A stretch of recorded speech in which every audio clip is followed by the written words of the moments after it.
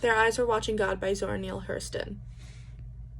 This book was an interesting read for me because I'm not an English person, but after finishing this book, I'd say it was worth it. Zora Neale Hurston in Their Eyes Were Watching God is a literary genius. I mean, the metaphors and the figurative language used in this book truly make it what it is. From the long-standing metaphor of the pear tree that gets brought up throughout the book and what that represents to Janie. The pear tree is a representation of Janie's awakening of her sexuality and becoming a woman, which for Zora Neale Hurston to put in a book during the time period when this was published was something truly eye-opening. And her use of African American vernacular English during the dialogue, because that is how people spoke during this time period and how characters would speak if they were real people. And for me, it made the story so much better. What I want to talk about is the connection that I made after finishing the book that suddenly connected a huge amount of the observations I made while reading. And that was at the very end of the book, when the retelling of Janie's life ends and Janie tells her best friend Phoebe that now that she's back in Eatonville, the town gossip won't bother her because she's widened her horizons and truly lived and loved for herself. And that got me thinking. She had a couple of relationships throughout her life, and in each one, you can see the differences between not only the relationships themselves, but Janie before and after them. Janie's first marriage with Mr. Killix is what her grandmother set up for her, and it's a decision she had no choice in.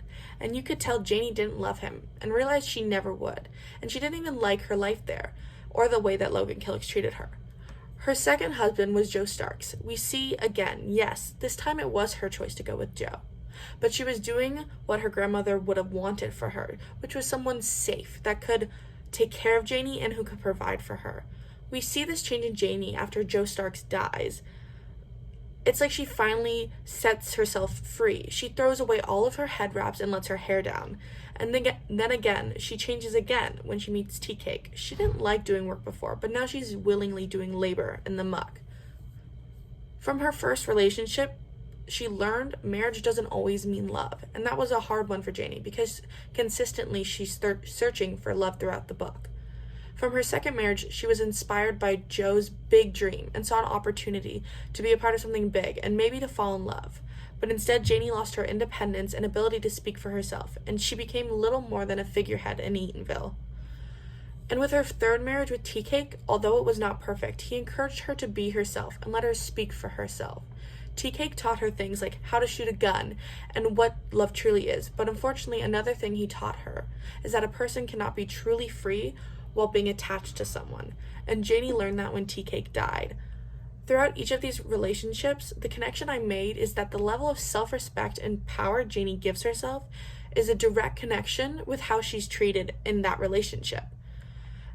And each one, she grew as a person.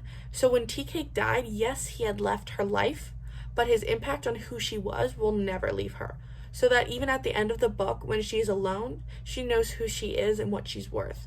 And when Janie tells Phoebe that she has truly lived and truly loved, she truly means it. And I think that is beautiful because although it took suffering and a lot of sacrifice, it was worth it.